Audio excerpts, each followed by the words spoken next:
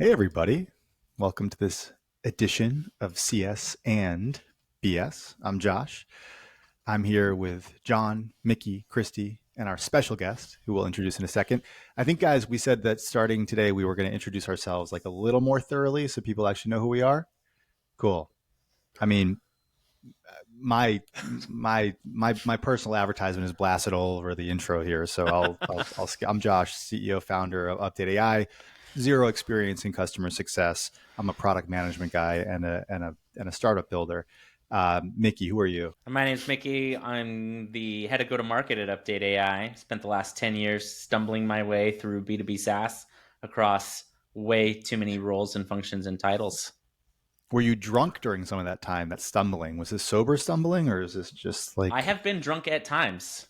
Yeah. I've been very rarely drunk at work. Very rarely. Interesting. Yeah. And I'm Jon Johnson. I'm a principal customer success manager at User Testing. I've been in customer success for about 12 years. And I just kind of talk a lot.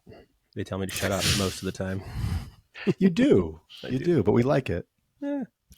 And I'm Kristi Faltorusso, Chief Customer Officer at Client Success. I've spent the past 12 years building, scaling, and transforming customer success teams in the B2B hypergrowth space. Ooh, I think Kristi practiced that. No, I actually have like a really, like just a tagline that is like my thing that I always say when I introduce myself, and I didn't even get it right on this one. So, Do you want to redo it? Can you tell it's Monday? No, I don't want to redo it. I'll just do it again next time. It'll be fine. It'll be perfect.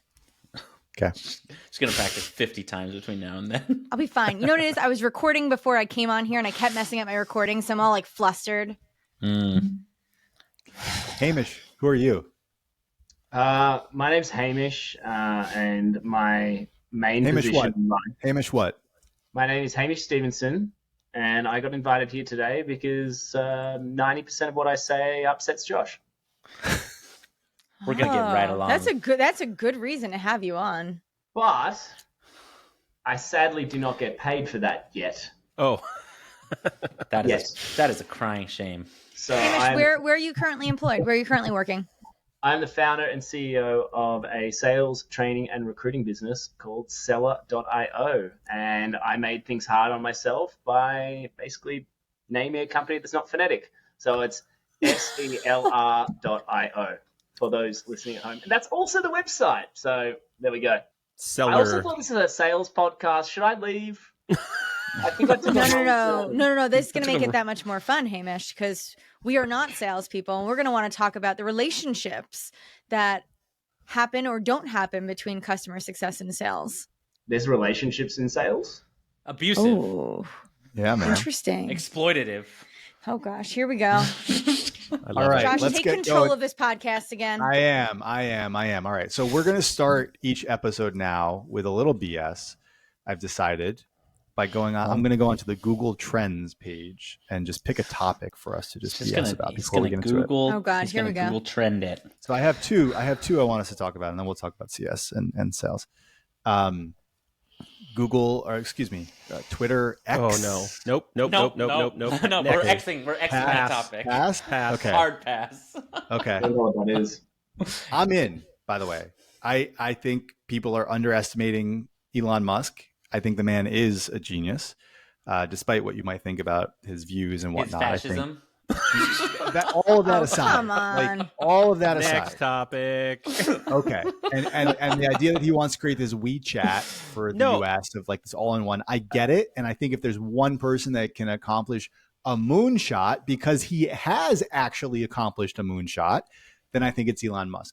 Put everything why does he got to about destroy something that's been like the brand recognition of Twitter and getting rid of everything behind that is just the most harebrained mindset of founders. Like if somebody bought you and said, okay, great, I'm going to turn all of your customers into my customers. I'm going to get rid of everything that you did and I'm going to do something new. I don't disagree with his vision. I don't disagree with the WeChat thing, but literally killing Twitter overnight. Like that is like, there's like a personal like affront to that as somebody who's been a Twitter user for 17 years. Like the bird's going away. There's a lot of people, John, that love Twitter, but there's a lot of people that don't love Twitter, right? There's a lot of people out there that don't want to be associated with the brand, right? And so maybe it chased away a lot of people. And so his idea maybe is to neutralize things by starting fresh. Maybe the topic of Twitter was polarizing. And you don't think X will be as polarizing? We're going to see. Listen, some rebrands go really well and some don't. So we're going to watch this one play out. Yep, exactly. Do you want to make a bet on it, though? Should we bet on it? I don't have any money. Yeah, the last time I said that, that was not good. So I'm not going to talk about that anymore. But we should have like a friendly wager. I'll bet on it. Hamish is All right, in. Hamish. All right, well, Hamish, what side are you betting on? Is X going to be a success or a flop? Can we just address one thing? The pronunciation of my name. Oh gosh, I'm sorry. No. Sorry. In Long Island, it is pronounced Hamish. Yeah, it's true. Yeah, I have my own thing. Josh. Well, Josh doesn't have it, but yes, I do. Fair I'm on my own island. Yes, so was I in Australia. Can we address the second thing here? Is that Kristi just whipped out a 40-ounce big gulp. It's not 40-ounce, but it's my Stanley. But then I have my Yeti, so it's like, do you want water or coffee? They're both oversized mugs. That is, and for the record, I am not exaggerating this. It is bigger than her head. It is bigger Yes, than my head. YouTube, it is bigger than my head. Second one is comparable to my head. So one of them is 32 ounces and one is 40. What do we think about Barbenheimer? Who saw Barbenheimer? I have not seen it yet, but I cannot wait. I saw Oppenheimer yesterday, and I can tell you right now, it's the first 3-hour movie I've sat through in the past 20 years that I haven't fallen asleep. Oh. Don't spoil the ending. Because the bomb everything explodes. I can't wait. Yeah. It may have been the fact that I got a morning session. But it was also like 110 degrees outside, so it was great. I sat there in the front row because I couldn't get any better seats and reclined, and I still didn't fall asleep. It's a great movie. Nice. Thank you for converting into Fahrenheit for us laggards in the Celsius Fahrenheit debate. I mean, you're Is all... it a debate, Mickey? You're all Americans, so right, you're mostly single lingual, right? Yes, thank you for dumbing it down for us. I want to be single lingual. I'm single lingual too. I feel sad. I've never felt less than before. Is that how you say it? Single lingual? Maybe. I don't know. I never heard of it, but I just figured it was something that like people say about Americans. No, I mean Australians are pretty much British, so. John, I'm delegating onto you to bring us back here. About Barbie and Oppenheimer? Well, I think no, not about Barbie. About the real. You didn't want to talk about Barbie.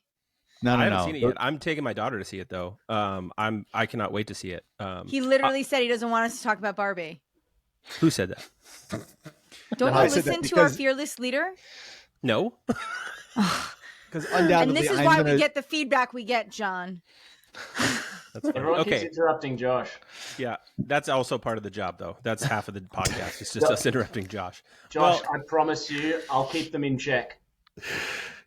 Thanks, Hamish. Good luck with that. I've been trying for a few months now. Well, So Hamish, you work in sales. You are a sales coach, trainer, recruiter, and you've done a lot of work with customer success, tangential and somewhat directly, right? So, yep. We want to talk about this. I don't know what we want to exactly talk about, but we want to talk about the relationship of CS and sales.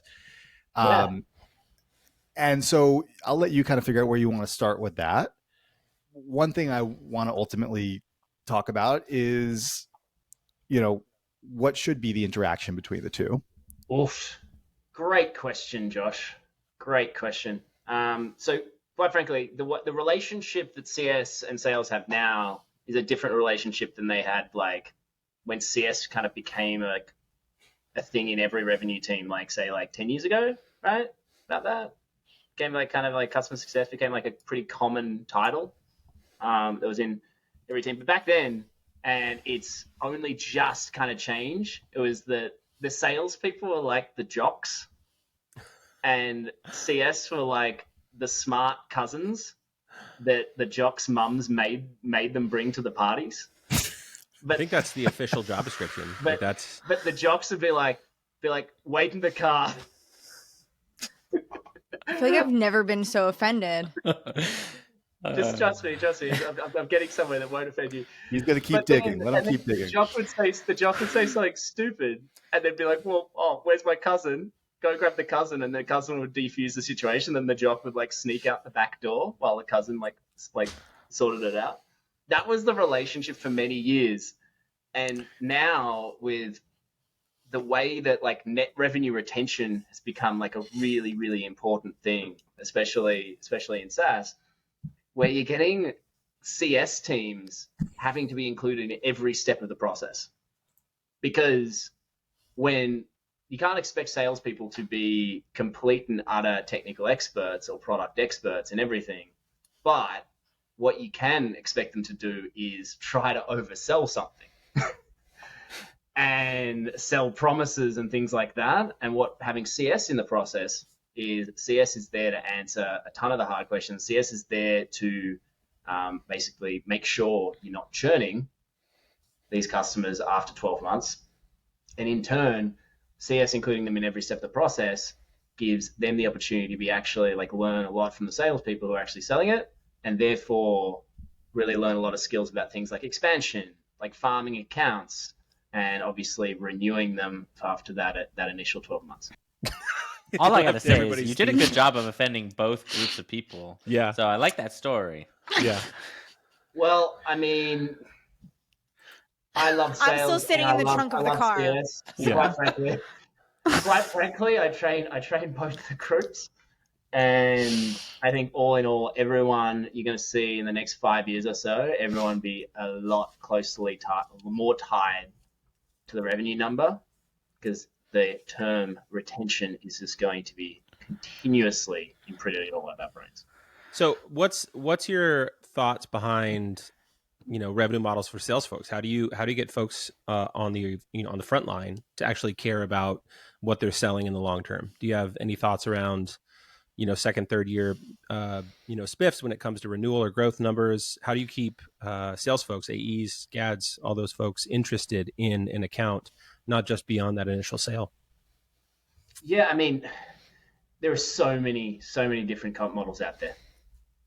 But I think keeping customer success too far away from those renewals, like, for example, I've got a friend at the moment, and he sent through like a couple of follow-up emails when it came to renewal time to a client of his the other day. It was a big deal. It was like $170K a year, like pretty decent. Like that's going to hurt if someone doesn't know what's coming out of the account. And then it became renewal time. They sent another email. They didn't say anything. And then they just charged the client because that was the renewal. That's contractual. Anyway, he didn't know what to do when that email came from the client. He didn't know how to deal with that conversation, like that renewal conversation, because the AE was doing that. I think when it's customer success, when you literally have the people that are supposed to know the customer better than anyone else not being part of that renewal chat, I think it is so silly, because those are the people that are going to stop that customer from churning. And that customer now is probably going to go, okay, fine, I'm going to sign this $170K deal, but you're definitely never getting our business again. And that could be in a $1.7 million deficit in the next 10 years. So I think that in answer to your question, should AEs be built on expansions and renewals? Like, of course they should, but I definitely think that customer success should too. One of the things I've long thought about, Hamish, is when you silo and create specializations and keep people separate, like manufacturing learned a long time ago that every time something like that happens, like you have a process that hands off or has to like go multiple steps, there's just more opportunity for failure. So I think I generally agree with the premise that like they need to be closer and closer together. Like what exactly, Mickey? Like I don't understand why teams aren't letting CS on every call. The only thing that I can possibly think to justify it is because they've got too many other good things to do other than be on like 6 stages of a sales process. But if it means, especially like we're talking about strategic enterprise level, when these processes are like 6-9 months long and you've got 10, 12, 15 steps in the process, I think including them on the first couple. So when we go through like the demo stage and the next 2 steps after, and then including them on the latter stages, so they're there for a part of like the really intense discovery phase. That's when customer success can come in. When the salesperson's like doing discovery, and customer success can come in and actually notice the signs that they're getting from the prospect. They can notice the little bits of information the prospect's saying that they go, wow, we could actually solve that problem, which the salespeople might, a really good experience, heavy product knowledge salesperson will, but the more junior AEs aren't going to pick up on that as quick as the customer success person, and that's why they should be on in the early stages, and they should definitely be there when we get into the latter stages, the closing, the legals, because the closing elements are the bits that are going to help them the most when it comes to renewals. That's when the real negotiations are going to come into play. Shouldn't we hold a salesperson accountable for knowing the product as well? Yes. Well, Josh, that's what I was going to go back to. I know that we kind of shifted ways towards like upsells and cross sells, but let's go back to the renewal comments there for a second. Yep. If your sales team is not equipped to execute the renewal process independently, yep, are we enabling them? Are they the right person to be doing this? I mean, I've seen salespeople not need customer success professionals to go and orchestrate that. I think that it depends, right? There's a different model for every single business. There is no right or wrong way to orchestrate this, but I would never, ever have somebody in a sales team try to execute a renewal that they are not well equipped to handle. And that means knowing the customer, knowing the use cases, knowing the product. So why are we putting somebody in front of the customer who all they're doing is sending emails? I don't know. That's a point of friction for me. That's not a well-orchestrated renewal. That might as well be email automation. See what happened, Hamish? You insulted CS and Kristi got you right back, punched you right back in the face. Well, no, I think I don't think I did that exactly. I get your point, Hamish. The example there. Insulted CS once, to be honest. What, I said they're a smart cousin? One too many.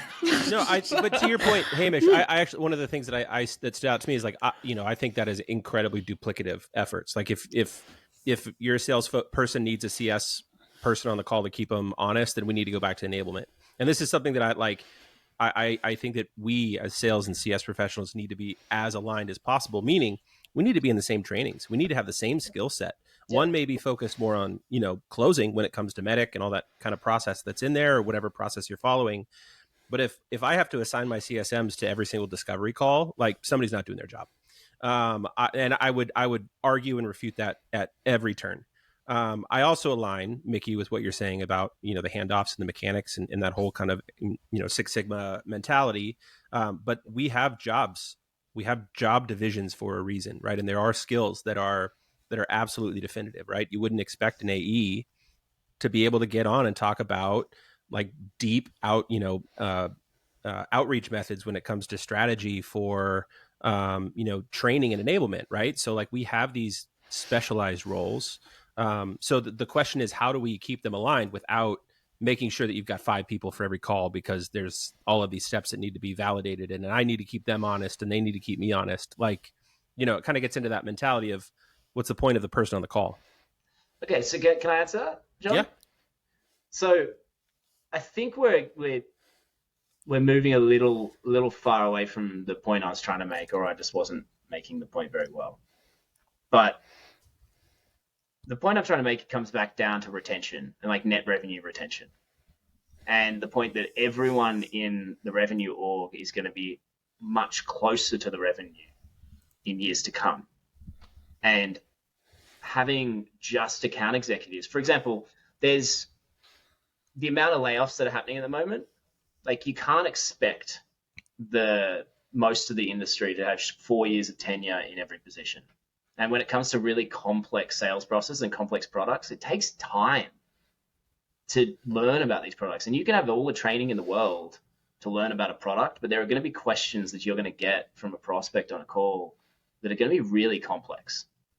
And that requires a sales engineer, requires a customer success person. And my point is that if customer success people are trained in actually doing the renewal aspect and they're trained in doing the expansion side of things as well, then that means they're going to be like a really true extension of the sales team. It's also going to attract more people to customer success, more salespeople, more sales engineering people, because they're going to have like that number. They're going to have that OTE tied to it. And if they're going to make 2% on a yearly deal, like that's a lot to these people. So that's my point, is that I think everyone should be a little bit closer to the revenue as we get into especially these like really, really like crowded marketplaces. And I guess that's my point.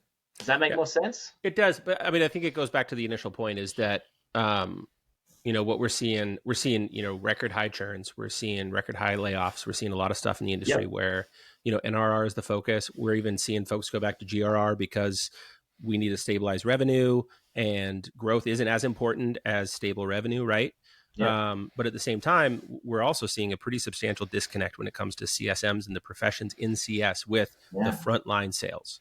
And so my initial question was, how do we think we can get sales not running the renewal? I would never suggest that. But having sales know that it is more valuable for them to sell a one-year deal that they know is a good fit, that solves the problems, that they've met all their needs, that meets their customer value on a 2, 3, 4-year renewal up front, so that when that handoff is done, we don't have CSMs that are sitting there digging through shit, basically, because they had to close their deals. Because on top of it, we also have revenue leaders that are saying, you guys have to do 20% more than you did last year, because we need to make these numbers, right? And we're seeing a ton of stuff getting thrown over the fence that has no attachment, that has no renewals, and we're not able to do anything with it because the initial work hasn't been done. So that's kind of what I was getting at, is how do we get sales folks invested in the long-term health of alignment with, if we have a functional CSM team, whether it's a renewal manager or not, kind of the mindset of not even sales, like that's not even part of it. It's really like making sure that what the customer bought is something that is going to last and meet their needs and values over the course of the next 2, 3, 4 years. It's a great question. John, we're not incentivizing the right behavior. That's the problem. Yeah. Right? Sales isn't being incentivized to sell ICP customers who are well equipped to do the things they need to do with the product to accomplish the vision that has been sold and thus renew. Right? That's not what they're being incentivized to sell. I look at salespeople all the time. I'm like, WTF, why are we selling to these customers? We haven't done proper discovery. They bought because they fit some arbitrary model that has nothing to do with the success probability and outcome. It has to do with an ICP that means that person will buy. It does not mean that person will renew. And this is also going back to why ICPs are broken, because they're designed by marketing and sales and not inclusive of customer success factors. But if we're telling salespeople all you have to do is close, that is what they're going to do. And they will close at all costs because their money is on the line. Now, if we told them that they were going to get compensated because they had to close and renew, I guarantee you things would look different. But organizations are not prepared to make that change. Yeah, they would also have to wait a long time, like a year, 2 years, to figure out, is this person good or bad? Yeah, that's true. I mean, I don't think so, Mickey. I think, listen, yes, there's some level of like learnings from the data that we would eventually get to. But up front, I could tell you, I know 10 qualifying things I can look at with every customer that comes in from my pipeline to tell you, if we looked at these 10 things on a binary scale, yes or no, if these things were more yes than no, these customers have a higher probability to be successful. And I don't need data a year or 2 years from now to tell me that. I know that these customers are better equipped to make good use of our products today, where we can help them get a win and materialize some value and outcome. I don't need 3 years from now data. I know that we can change behavior if we looked at things different, but we don't. And that, like, this is a big part of it. CS, and now listen, I'm not blaming this on just sales. I'm not just blaming this on leaders. I'm actually blaming this on CS a lot too, because they're not loud enough about the learnings and the findings and the things that do not work that we see every day in the business. All we do is bitch and moan and say, oh, well, sales sold a non-ICP customer. Now I have to go make it work. But nobody takes this data and goes back to sales and goes back to marketing and says, this is what we need to change. This is who we should be selling to. we're not using our voices. And this goes back to this victim mindset that all CS leaders have. And I complain about that all the time because we want to sit here and mope about how bad things are, but we are not doing the right things to drive change. I really like what you just said there, Kristi, that like it's the first time I've said anything meaningful right on this podcast. So that's not true. You're right. It's not true. It's not true. So value filled. But we need to educate sales on what makes for a good customer, because we CS does know that, but it is getting lost there. And you're right. The burden is on CS to speak up and advocate for themselves. I don't think you're going to ever find a solution that completely solves like the motivation and incentive of selling for the initial sale. Because think about it, like the company itself is motivated. You have to show your results to your investors about your growth, right? If I'm the CEO of Update, like I need to show growth in revenue. I can't be like, oh, well, we've got one customer, but these guys are going to be with us for the next 10 years. So, like, no, you show growth in numbers. So, today, so the whole thing is, I don't know how to solve for it, quite frankly, but I think you're right. Like knowing that the motivations are going to be what they're going to be, you can tinker it a little bit, right? With like the comp incentives, but articulating what a good customer is and what a bad customer is really important. All right. Can we go back also to what we talked about with like bringing CS in when sales can't figure things out? That is damaging to a culture, because customer success is not here as the kid sister, kid brother to be the backup to sales when we are not even getting compensated appropriately for the work that we're expected to do. So culturally, what that does is it creates a bigger divide between those two teams. And I'm telling you, like, I see this all the time.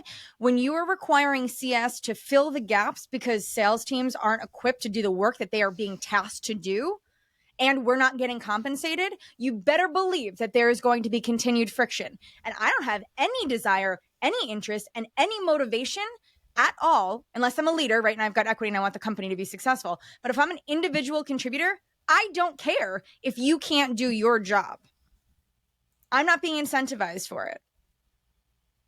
So what do we do to fix that? Because if that's the mindset that we're bringing CS in to help when sales can't do their job, when they don't have the skills, when they don't have the knowledge to do something, that is really poor form.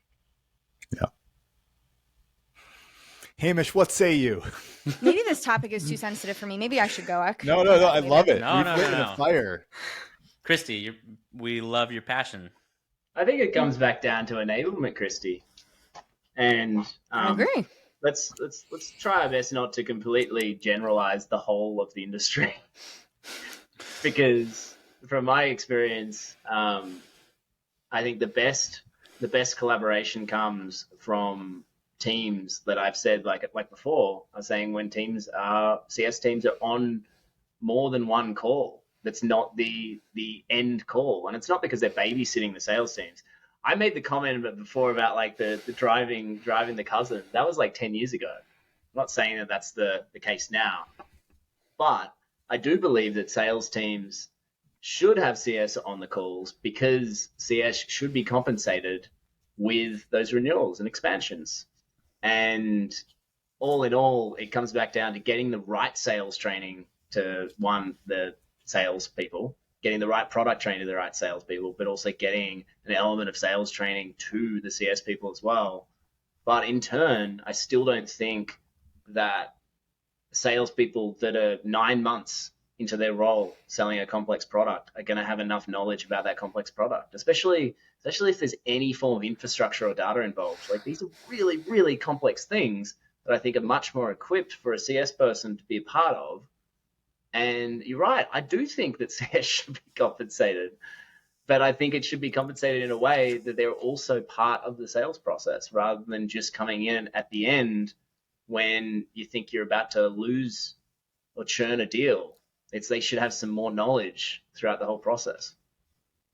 I think the challenge there, though, is that the right collaboration that's necessary? I don't think that I need to be on every call to feel like I'm collaborating strategically with sales or any other team on the motion, right? And when it comes down to product complexity, if products are super complex, usually there's TAMs, you'll have technical account managers, you'll have solutions engineers, right? You're going to have folks that are more technical. And I don't think that in a lot of organizations with highly, highly complex products, CS I don't think that they're necessarily the best person equipped to do that. Yeah. We have to have a very good understanding of the product. But if we're talking about real enterprise solutions here, we are not product experts. We are not technical in that level. Customer success roles are supposed to be strategic. And so I think this is something else that's lost about the role and what we should be doing in the partnership, rather what the perception is of what we do. Yeah. And I also hear, and this isn't just you, Hamish, this is just in general, I hear a lot of people saying, well, sales needs to be trained, or CS needs to be trained in sales. Like, I never once hear sales leaders need to be trained in CS. Like, these people that are making 3 times our salaries, like legitimately 3 times our salaries, have absolutely no interest. The GADs that I work with, the folks that I meet say they kick everything over the fence. They take no ownership over the longevity of the health of a customer. And it is something that, as you hear the fire in Kristi, like, this is not directed at you. This is directed at doing this job for 10 years. Yes, I actually like you very much. You're a wonderful constantly human. Being told that we're not doing enough to retain businesses that have no possible successful outcomes available, while the GADs get made whole because they had some justification around why they didn't hit their numbers this quarter, and being paid 2 to 3 times more in an industry where retention, we have to work together. And it, as Kristi said, it creates this animosity. CSMs don't go to President's Club. CSMs don't get awards on their desk. CSMs don't get any of the things when they are responsible for more revenue on a yearly basis than any GAD in any SaaS business. We have more ownership. And to continually hear, and even on this call, continually hear you say, yeah, but we need to make sure the CSMs get trained in sales. Bullshit. No, absolutely not. Like, you won't get me on that job call ever, because we've done it. We've been doing it for 10 years. I have every certification under the sun when it comes to sales, because our CFOs or our CROs have put us into these revenue things and said, you need to learn how to discover. And it's like, guys, we're telling you, you don't listen to us. We do all of the discovery. We give you all of the reasons why these people are churning, and you do not change the front end of this machine. And you continually put things through this pipeline that burn the long-term efficacy of this business. And CSMs have been spending their entire lives saying, oh, you just want me to go through another training? How about you just listen to me in the first place, because you already trained me? So it kind of gets to the heart of this. Like this, and I feel like this is the typical sales and CS conversations. Like, well, you need to be trained. It's like, no, well, you need to be trained. And like, nothing fucking happens. And we continually have these conversations where GADs are paid so much money, and we see it, and they buy their boats and their fancy houses. And we're sitting here with impossible outcomes that we cannot manage, because not once has that GAD been like, hey, we lost these 3 accounts. What are some attributes that you heard from this? And to Kristi's point, you're right. I think we do suffer from a victim mentality. I think it also comes from 10 years of nobody listening to us, of people putting in figurehead CCOs that come from sales or marketing that don't understand that the purpose of this job is refinement. The purpose of what we do outside of growth and retention and all these things is to say, hey, marketing, you're bringing the wrong people in, and here's why. Hey, sales, you're selling the wrong people by like 10%. Here's why. Like, it is this cyclical energy that and we have been screaming this from the rooftops for so long, that what we should be doing is not only encouraging growth and retention with our customers, but also looking inwardly at the refinement process of everything that goes before to get those customers on the call. So I know we got folks like, I think his name is Frank Slootman, the CEO of Snowflake, publicly saying that you don't need customer success, that sales, and support. Does anybody here believe that there's a universe in the future where there is this marriage and this merger of CS and sales? And I don't care, like, yeah, I mean, I think it comes down to the title is like, you don't need a CSM, but you need somebody doing these list of 10 things. Just like you don't need a GAD, you need somebody doing this list of 10 things. And if you can figure out the harmony between the first 10 things and the second 10 things, I don't care what you call it, that is going to be a successful customer. So, do you think that's going to happen? Do we think that's going to happen? I think it is happening within a number of companies. I think the ones that are crushing, the ones that have incredible culture, you even said it, Kristi, like, this is shown in culture. It is rarely shown on paper because revenue is so hard to trend and analyze from our points of view. Kristi's a little bit, you guys have some higher level jobs. I don't have that. But like, when it comes to culture, when you are able to go spend time with your sales team, and when you're able to like reflect and refine and have open and honest conversations about what is and isn't working within your book. I absolutely think it's happening in the industry these days. I just don't think that it's something that is you can give somebody a checklist and say, do these 10 things and it's going to happen, because it's an individual thing. It is GADs that understand that selling the right thing at the right time and hitting their numbers, obviously, because we got to keep the lights on, is the right path to this long-term success. And to your point, Hamish, you're right. We're in an industry right now where people get cut after a year, and you can't prove your salt if you've only been selling this product for a year. You do not have the justification, just like CSMs. Like, it's really hard for me to get on an interview with a CSM that's never been at a company for longer than a year, and they start spouting their NRR and GRR numbers. And it's like, bullshit. Like, this isn't your work. This is the work of 3 people before you. It's like a president coming in and saying, look at my jobs numbers on day 1. Like, it's not his, right? There isn't enough proof. And I think this is we have the same kind of issue with culture. People just want to jump ship and find new jobs. And there's also companies that just don't believe or understand long-term investment in these jobs. And a good CSM is in the role for 3 years because they've been able to prove themselves that they can manage and grow a specific set of business over time. But that rarely happens in SaaS. Hey, Josh, can I add one more dynamic to your question there? Mm-hmm. It's not just about sales and CS. It's about product as well. Yeah. Right? You're less reliant on these teams. Like, if your product is easy to use, if it is intuitive, if the use cases are built in, if value realization is easy, if there's a direct line to usage and that as an outcome. So I think that in organizations where you have amazing product as well, there is less need for the specificity that is required in maybe organizations where the product isn't as cut and dry. Right? When you're going to have these really complex enterprise solutions that multi-year contracts and like you need 8 teams and 12 projects to get it stood up and deployed, I don't think that you can do away with the customer experience function. And I say the customer experience function because we're talking about professional services, project managers, customer success managers, account managers, TAMs, right? Like, you name it, you need it. But so I do think that there's a little bit of it depends. These models that we're seeing work.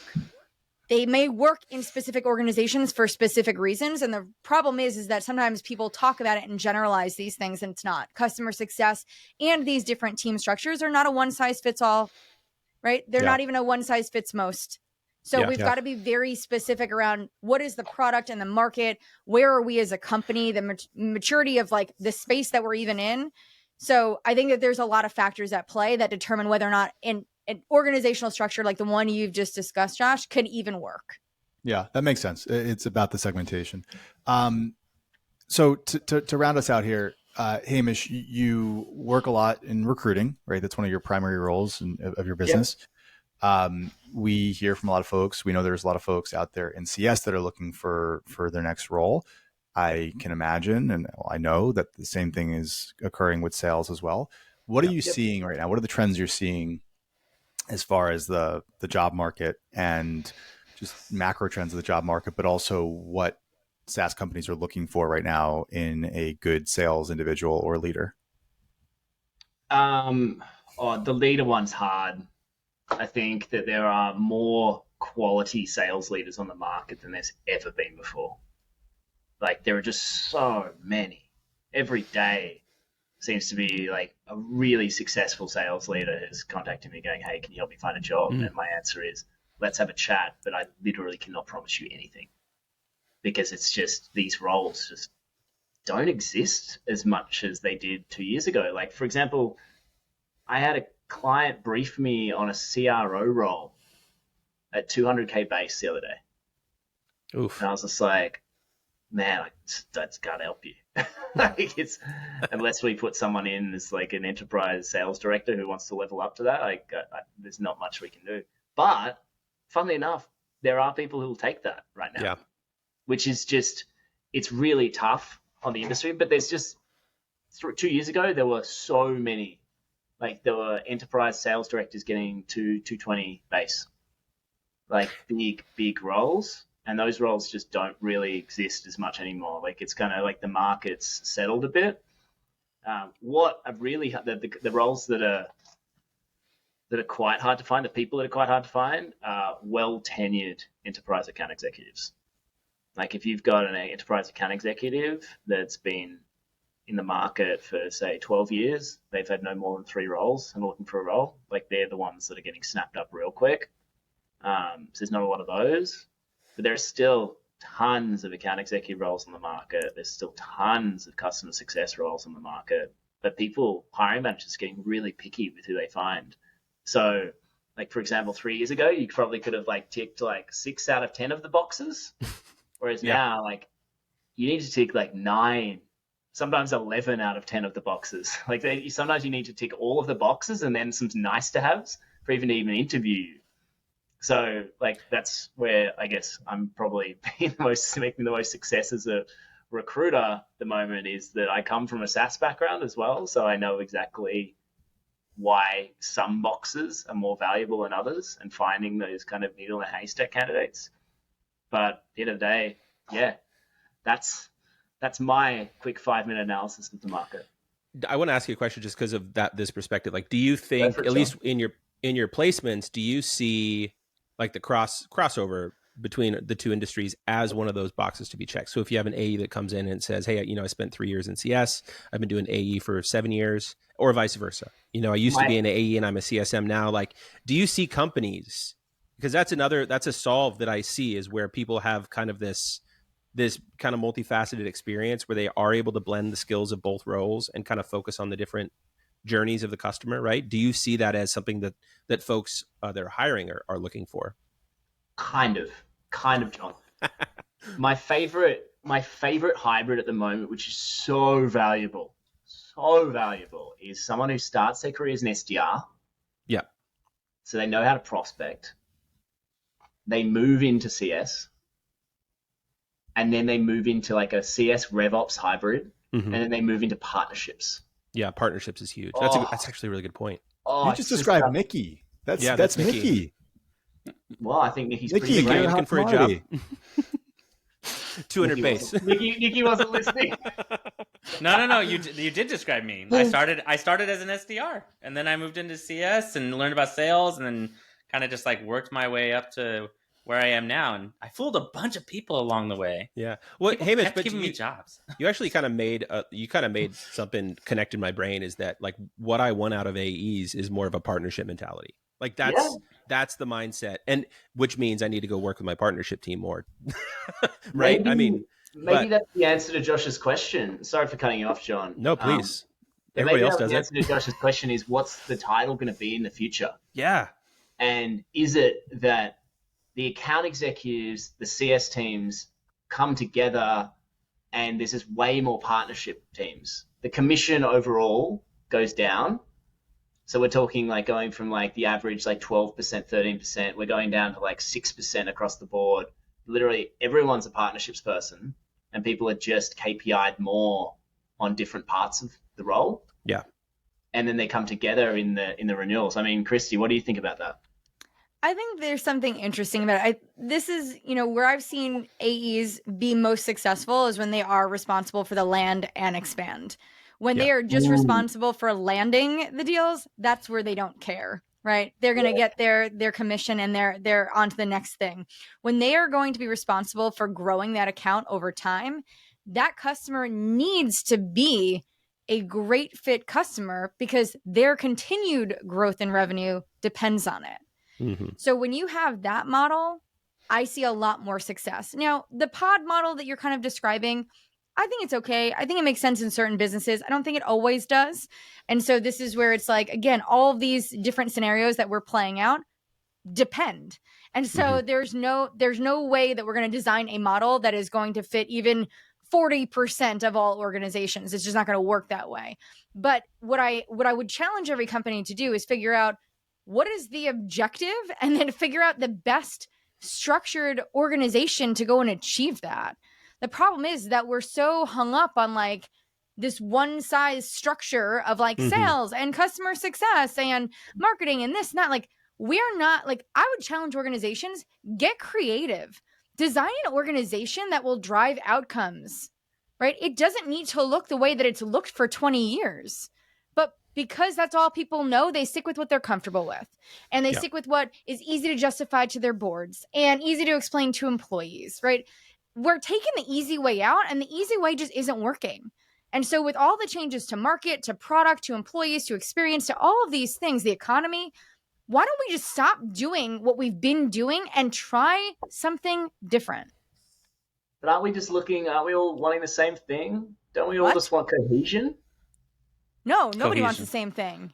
Everyone literally has different objectives. But I get what you're saying, Hamish. That's the ideal. Like, the ideal outcome is us all rowing our boats in the same direction.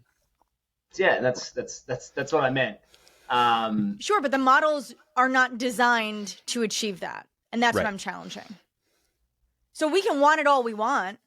As a person, I could want that, but I'm not going to be able to achieve it with the way that the business is structured today, with the way that people are compensated today. I think you can track that problem up and up and up. Because, like, think about it this way. Hey, investors just gave me $20 million. They're expecting... They're expecting 40% either growth or profit or a combination every year. So I better figure out how to make that work. Yep. Well, yeah. I mean, this is like a whole nother podcast, and we got to figure out who we're going to bring on and yell at next time. Hamish, thank you for being our punching bag. No, but like, that's the thing, is like, it really comes down to like what Kristi just said. Yeah, that's utopia. But like, the goal is like investors that understand this and that are partnered with you, that like, you guys are in the process of looking for investors and hiring. Like, the market doesn't say agree with you when you say I need 40% growth. Like, that's not the way that markets work, right? You have to go find it, right? And if you're not finding it, you need the feedback loops of where you're missing those holes, right? And this is that kind of like perfect world. We have a owner, we were purchased by a PE firm, and it's very similar, where it's just a lot of friction right now because we're told what our targets are. And we're saying, yeah, but look at our customer base, look where we're at. Like, there's actually some discrepancies. We want to be heard and seen. And that isn't the way that the ecosystem works right now, right? So there's challenges that you have to overcome if you want to keep your job. And sometimes you just have to sell the shit, right? Like, that's the truth. Like, it comes down to the fact that sometimes you sell bad fit customers because you have to show growth. I don't know how to fix it because, like, I don't see CNBC like broadcasting about this public company having great NRR reporting in the last quarter. Like, why not? You know what I mean? Like, when was the last time you heard about like Procter and Gamble's great like GRR? No, customer right? retention. Like it's their growth, right? I mean, and the fact that like something like Procter and Gamble, like, that's probably not even relevant, right? Like, but growth is universal.